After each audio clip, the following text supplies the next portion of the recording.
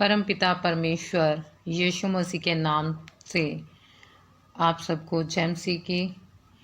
आए हम परमेश्वर के वचन से आज बात करेंगे लूका का सुसमाचार, उसका 18 अध्याय, उसके 9वें वचन से लेके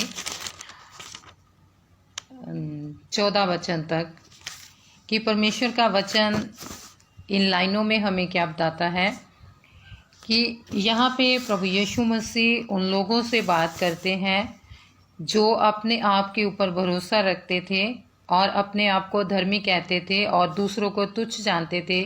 उनके बारे में जो वचन लिखा है कि यीशु मसीह बताते हैं एक कहानी के द्वारा, एक दृष्टांत के द्वारा, कि दो मनुष्य परमेश्वर के भवन में जाते हैं प्रार्थना के लिए, और एक जो है वो परमेश्वर के भवन में प्रार्थना करता है और जो फरीसी है वो, और एक दूसरा है वो चुंगी लेने वाला। और फरीसी खड़ा होकर अपने मन में यूं प्रार्थना करने लगता है कि हे परमेश्वर, मैं तेरा धन्यवाद करता हूँ कि मैं और मनुष्यों की नाई अंधेर करने वाला, अन्यायी और व्यभिचारी नहीं, और ना ही इस चुंगी लेने वाले के समान हूँ। मैं सप्ताह में 2 बार उपवास करता हूँ, मैं अपनी सब कमाई का 10वां अंश भी देता हूँ।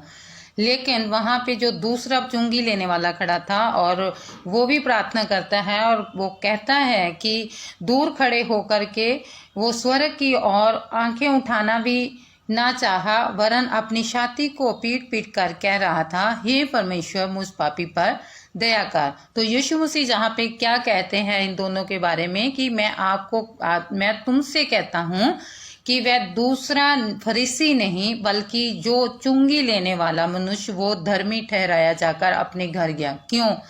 क्योंकि उसने अपने आप को परमेश्वर के सामने उसने धर्मी ठहराने की कोशिश नहीं की, बल्कि अपने आप को स्वीकार कर लिया कि प्रभु, मैं पापी हूँ, मुझ पे दया कर। लेकिन जो दूसरा आदमी था, जो फरीसी था, वो उस चुंगी लेने वाले की ओर देखकर उसकी ओर इशारा कर रहा था, उसके ऊपर दोष लगा रहा था, उसे तुच्छ जानता था और ये कह रहा था परमेश्वर के सामने कि प्रभु, मैं इसके जैसा नहीं हूँ, मैं एक धर्मी इंसान हूँ, मैं दशवांश देने वाला हूँ, मैं उपवास करने वाला हूँ। वो अपने आप को बहुत ज़्यादा वो धर्मी बता रहा था। लेकिन जो आदमी था, जो दूसरा मनुष्य था, उसने परमेश्वर के सामने ये स्वीकार किया कि परमेश्वर, मैं पापी हूँ, मुझ पर दया कर।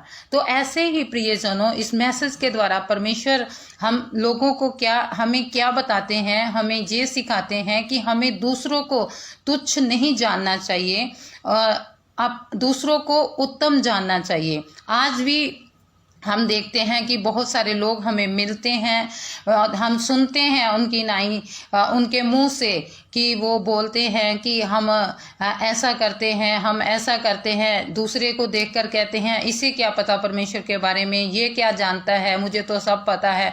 बहुत सारे लोगों की बातों को हम सुनते हैं ऐसे, जैसे कि कुछ लोग बोलते हैं, कुछ भाई बहन, हमने इतनी बार बाइबल पढ़ लिया, हम परमेश्वर के भवन में जाते, हम ये दशवांश देते हैं, हम ऐसे करते हैं, वैसे करते हैं। वो अपने आप को धर्मी दिखाने की कोशिश करते हैं। लेकिन परमेश्वर का वचन हमें, ठीक है कि हम धर्मी हैं, हमें अच्छे काम करने चाहिए, हमें परमेश्वर का वचन पढ़ना चाहिए, हमें ज़्यादा से ज़्यादा प्रार्थना करना चाहिए, लेकिन उसके साथ ये नहीं कि जो कमज़ोर हैं उनको हम तुच्छ जाने, जहाँ छोटे सेवक हैं उनको हम तुच्छ जाने।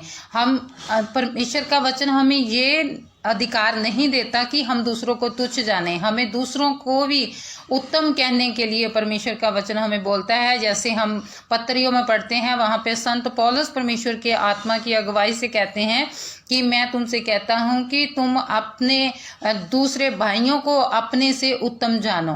यदि प्रियो, आज हमारे अंदर भी ऐसा स्वभाव है कि हम अपने आप को धर्मी ठहराते हैं और दूसरों को तुच्छ जानते हैं, तो समझ लेना कि ये वचन आपके लिए है कि आप परमेश्वर के सामने, आप दुनिया की नज़रों में धर्मी हो सकते हो, लेकिन परमेश्वर की नज़रों में धर्मी नहीं हो। परमेश्वर की नज़रों में वो धर्मी है जो अपने आप को स्वीकार कर लेता है कि हाँ परमेश्वर, मैं पापी हूँ, मुझ पे दयाकार, और वो धर्मी है जो दूसरों को देखकर उंगली नहीं उठाता, दूसरों को दोष नहीं लगाता, दूसरों को तुच्छ नहीं जानता, लेकिन जो विश्वास में कमजोर है उनको भी वो जो इनकरेज करता है वो धर्मी है, वो परमेश्वर की नज़रों में धर्मी है। हम अगर चाहते हैं कि हम परमेश्वर की नज़रों में धर्मी ठहराए जाएं तो हमें परमेश्वर के वचन की पालना करना है। तो प्रियो, ये वचन ध्यान से पढ़ना, ध्यान से इसके ऊपर मनन करना कि हमें दुनिया की नज़रों में धर्मी नहीं, हमें परमेश्वर की नज़रों में धर्मी बनना है। तो परमेश्वर इस वचन के द्वारा आप सबको आशीष दे। God bless you.